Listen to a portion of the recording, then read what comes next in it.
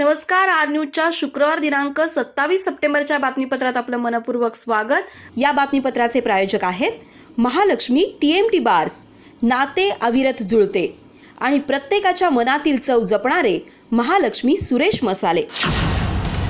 आजच्या बातमीपत्रात प्रथम पाहूयात गल्लीपासून ते दिल्लीपर्यंतच्या ताज्या घडामोडींचा धावता आढावा आणि स्थानिक बातम्यांमध्ये पाहूयात राज्य कसं चालवायचं आम्हाला चांगलं कळतंय, आम्ही तिथं गोट्या खेळायला नाही बसलो, पुन्हा एकदा संधी द्या, याहून दुप्पट निधी नाही दिला तर पवार नाव सांगणार नाही।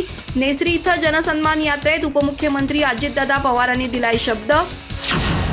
समोरासमोर जाऊन कोणत्याही गोष्टींचं खंडन करण्याची तयारी आमच्यात आहे, सुनील तटकरे यांचा रोख कुणाकडं?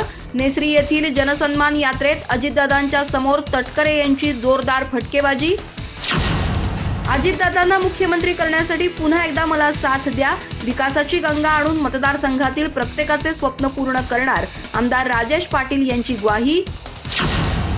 बाबांच्या स्मृतीला कुप्यात अभिवादन, वारकऱ्यांच्या अभंगात आणि कीर्तनात रंगला भावपूर्ण सोहळा। स्वर्गीय बाबासाहेब कुपेकर यांच्या 12व्या पुण्यस्मरण दिनी कुटुंबियांचा गहिवर।